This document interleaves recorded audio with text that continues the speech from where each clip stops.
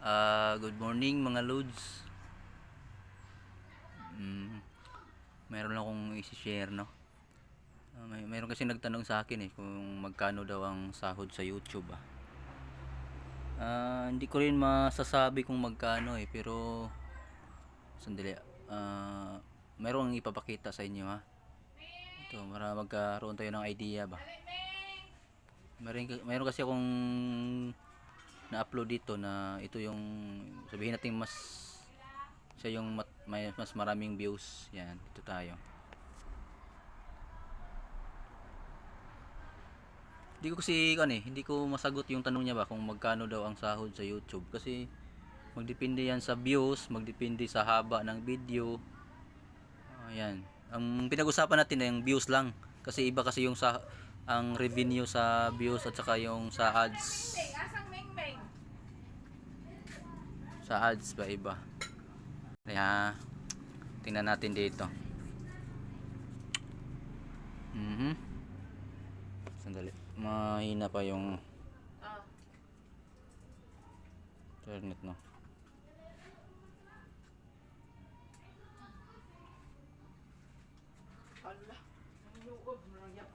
Dito. Mayroon kasi akong na-upload dito na maraming views. May napansin nyo, mayroong 300, mayroon mga 1.9k, may 205, mga 155. Mayroon ako ipakita ito, di ba?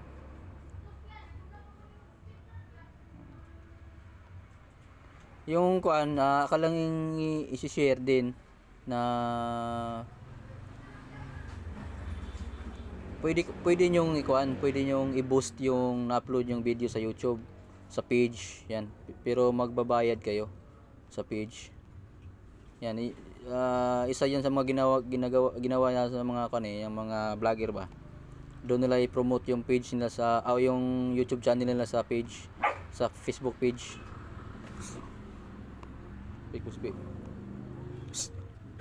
Dito Yan, kung napansin niyo na may, di ba? Yung green na dollar sign, yan ang mga walang problema, pero yung pula, yan, meron nakalagay na copyright. Yan, kung mag-upload kayo ng YouTube, mas maigi na wag kayong gumamit ng mga ng mga background sounds, yung mga sounds bitaw. Yan ang naka-cause ng copyright. Yan mayroon dito 71k. Sa tingin ko ito yung pinakamarami na views sa na-upload ko Kaya tingnan natin. Hindi ko kasi masagot yung yung tanong niya. Ito. Kung babalikan natin sa 71,000 Pasok tayo sa analytics. Analytics dito. Ito Yan. So, yan. Tignan natin. Yan, ito yun. This video has gotten 71,988 views since it was published. Yan. So, sa 71,000 views, 988.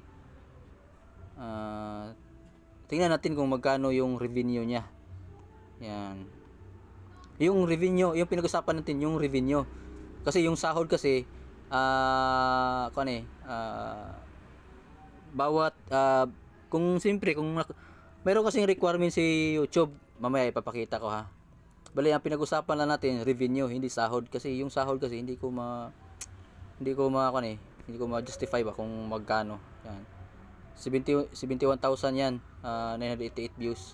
So, tingnan natin yung revenue niya. Yan. So, nangyari yan, Sa 71,000 pala, 988 views. Mayroon siyang $40.20. So, yun. Yun ang kinikita, yun ang revenue ng 71,000 views, 988, no? So, try natin i-convert sa piso. Kano ba dollars ngayon? Hindi ko rin alam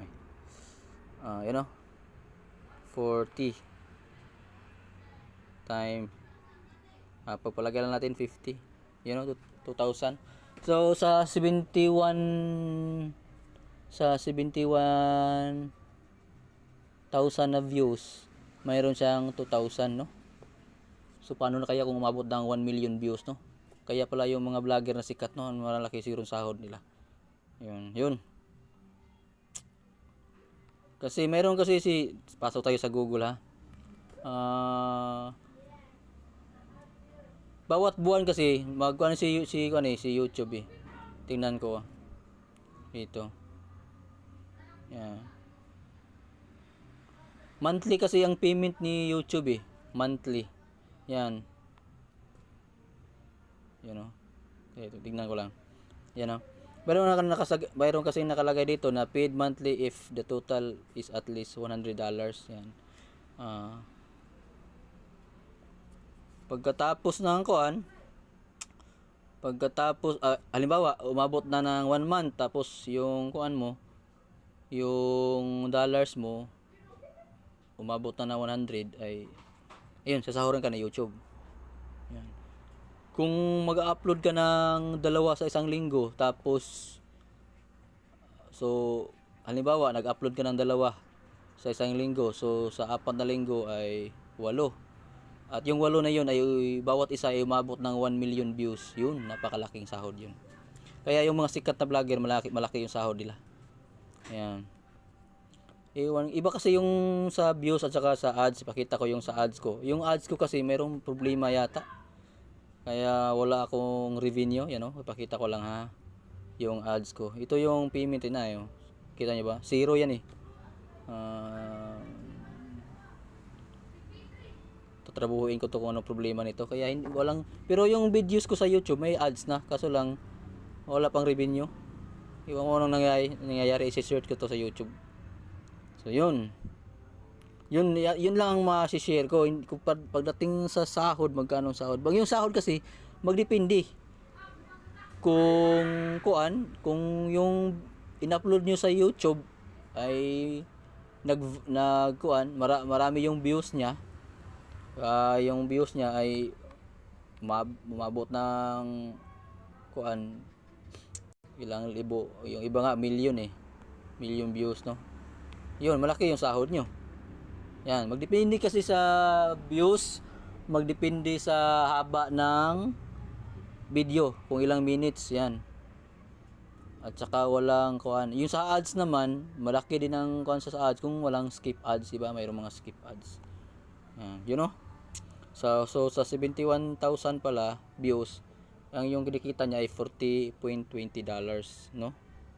Yun. Sa iba kaya dito tayo, ito. So meron akong isang video na umabot ng 22,000 views. Ayan. So magkano yung kinikita niya? So $9. Yun. 9. So halimbawa, convert natin. Kaya mas mainam na marami kayong i-upload bawat buwan, eh. Kasi pag yun times 50 natin. Yan, 450 lang sa 20 ang liit lang, no? Sa 9,000, magkano yun? 22,000 pala.